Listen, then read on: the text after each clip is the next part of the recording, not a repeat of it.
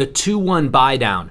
Today, we're going to talk about the actual steps and how to make an offer to get your rate lower right after this. Hi there, my name is Ryan Skaggs, and this is the Mortgage Minute. This channel is dedicated to everything mortgage, real estate, and interest rates. We always start with those interest rates, and the trend has been continued and up and increasing. Unfortunately, here's the news. 7.08 according to Freddie Mac is the average 30-year fixed. You can check out the link below. They've got a great weekly survey that is on Freddie Mac's website. That link is in the bio below. While you're down there, hit that like button, hit that subscribe, and click that bell icon to be notified as I'm putting out weekly videos on the channel. Now, last week I talked about where could interest rates go.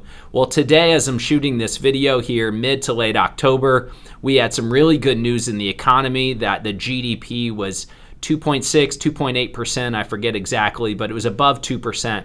If you recall the recession and all those recession fears, are we falling into recession?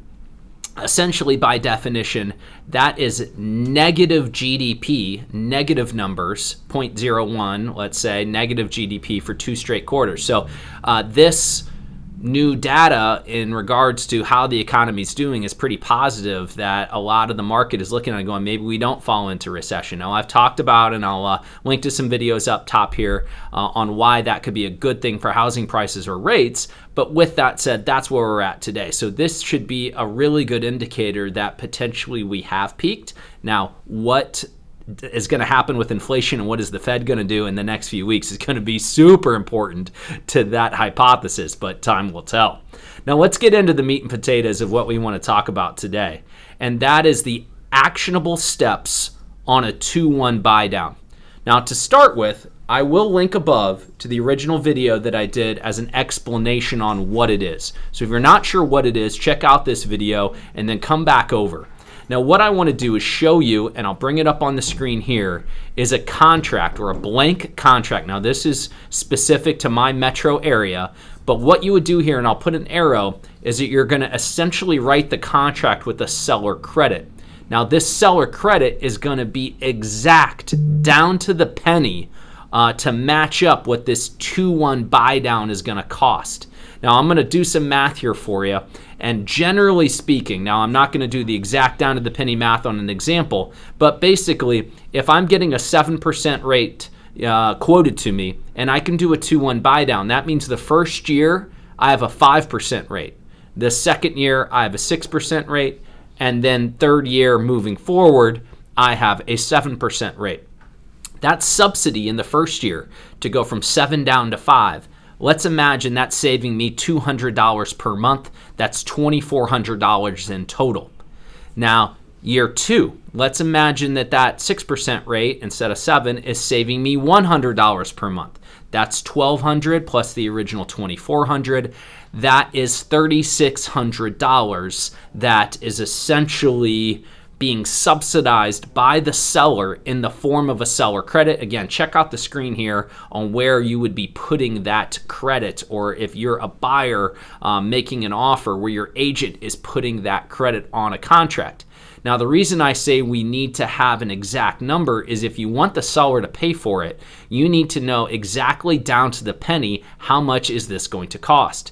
So what you need to do, and here's the actionable, tangible item for you, is that if you're a buyer, you need to talk to your lender and say, what quote would I be getting today? You need to know what your down payment is going to be and what your purchase price would be. So if you look at your purchase price, let's say it's $250,000 and you're going to put 10% down, you're going to put $25,000 down, you have a $225,000 loan. Now they can do the math on what is the rate, how much is it going to cost to buy down, because it's not going to be just $200, right? It's going to be, $247.32 times 12. It's going to be exact down to the penny math. Then you propose, and my suggestion is you have to have this conversation right up front, is the buyer, if you're an agent, the buyer would like to look at a 2-1 buy down with the seller. The cost would be this. If you're unfamiliar, check out this video. But if you're unfamiliar, the buyer would be paying down the interest rate, or excuse me, the seller would be paying down the interest rate for the buyer. But you want to do that math right up front. So therefore, you can actually get a credit for that amount, or at least maximize your credit to buy down that interest rate. Now, I'll put a video up top that I did regarding just straight using the seller credit to buy down your rate. That's an alternative as well. You need to do the math with the lender and have a conversation and say, what's the best scenario for me based on how long you want to stay in the home.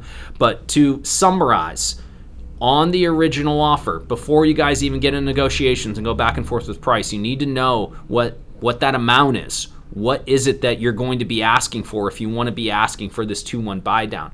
My suggestion is do not bring this up later, because if you start negotiating, let's say it's a $300,000 home, and you start, hey, my offer's $290. Oh, by the way, I want you to pay for a seller buy down. Now they're getting, $6,000, $7,000, $8,000 less money than what they were before. So the seller's gonna be like, whoa. No chance. Like, you're lowballing me. I'm moving on. No. If you start with it and you put that forth at the very beginning, you're going to have a much better time in negotiations. And here's my last rule of thumb. So if you made it this far, this is probably the best tip of the video, that the seller buy down is typically between 3.2 and 3.3% of the purchase price. So that is typically the subsidy. So when you want to look at how much is that cost, it's usually 3.2 to 3.3%. So therefore, if you're a real estate agent out there, great tip. You can kind of understand what that cost would be, 3.2% of the purchase price. You can do that math. If you're a buyer out there, you can kind of understand what they would be giving you in terms of needing to buy down that interest rate. So put your comments below. Let me know what questions. Not an easy topic, got a little complexity to it, but hopefully this video helps. Check out those other videos that I have on the Mortgage Minute channel. And stay safe, and we'll see each other again very, very soon.